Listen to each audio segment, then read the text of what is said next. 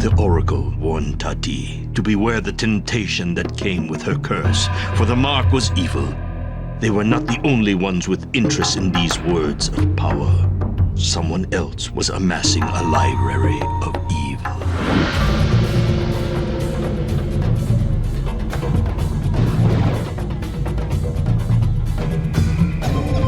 The way Rise of the Kasai is set up, it's sort of a prequel and a sequel. Rise of the Kasai can really stand on its own. You don't need to have played Mark of Creed to understand it or enjoy it. We wanted to explain some of the origins of the Kasai and the Rakus, and to do that we really had to go back in time before the last game. Rise of the Kasai is a strategic combat game that kind of allows itself to be more or less of either, depending on the player's interest. Our approach has always been give the player a unique experience, and we'll use any tool in our arsenal to get that across. The story definitely has its origins in classic literature and mythology. We're following Rao, who was the hero from the first game, and his little sister, who was an annoying 10-year-old in the last game, is now a 20-year-old warrior who's pissed off at the world.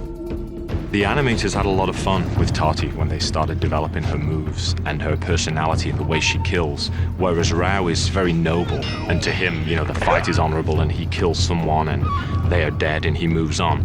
Tati's much more like a cat playing with a mouse. One of the main conflicts running throughout the game's story is the relationship between Tati and the spell that she has on her back. The spell is absolutely evil and it seeks to control Tati. It's trying to tempt her to join the Kasai. It does this through bribing her with subtle tastes of the power that it could ultimately give her. This power is manifested in different skills that she can use in the game. An important weapon that Tati has in her arsenal is a puffer mushroom. You place one against the wall, you go and hide, and you wait for an unsuspecting enemy to come walking past and they're dead. Grizz is a mysterious character. He wasn't in the Mark of Creed. He's new to Rise of the Kasai. We kind of refer to Grizz as having a very zen approach to combat. Grizz suffers from the same problem that Tati suffers in the game, which is he's marked with this evil tattoo. He's been very successful in controlling it. He's actually mastered it. And he's been trying to teach Tati that and try to keep her on the good path. Bamusu is the most boisterous of the four. He's a big guy that just loves to fight, and he'll laugh while he's doing it, and he enjoys it. He is noble as Rao, but just gets a kick out of it. We take a real dynamic approach to how we use our camera in combat. We free it from behind the player and spin it around the action, zooming it in and out of the action to really give a sense of combat and energy. So if you walk into an environment in the game, the camera takes a very casual third-person view, and it's really allowing the player at that point to just kind of examine the scenario and see what's happening. The minute you do something like actually get into a fight, the camera begins to play a different role. It'll actually start rotating around the characters. The reasoning behind that was to get the player to feel like he's involved in the fight. So we're throwing you in. Before we start a level, we try to figure out generally what the cultural flavor is going to be. We try to infuse a lot of different cultures into it, like Middle Eastern cultures and Asian cultures and Polynesian cultures, all kind of mixed up together in a kind of a cultural soup. So you really feel like you're traveling within this world. It all blends together. They've done a really good job of putting you in the environment and making you feel like you're in a very living, breathing world.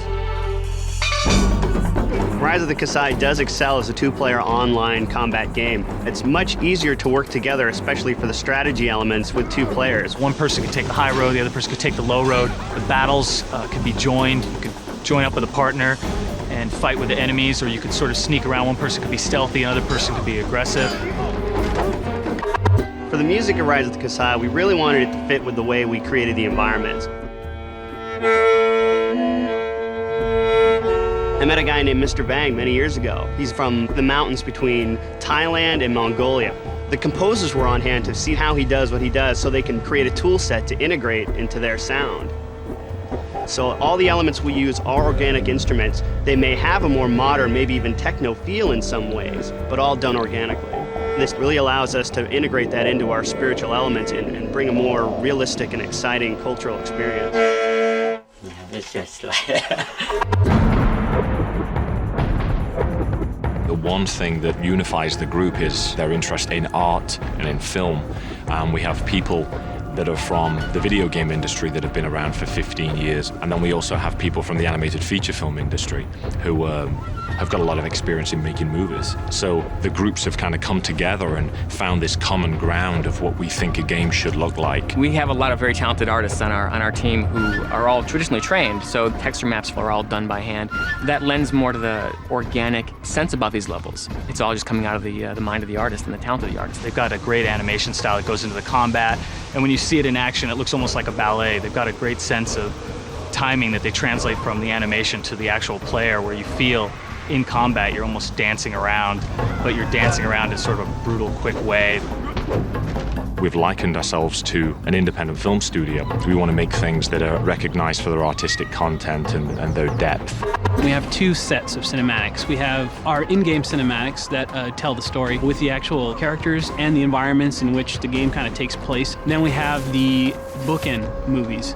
These cinematics actually unveil more of the story before the actual game starts.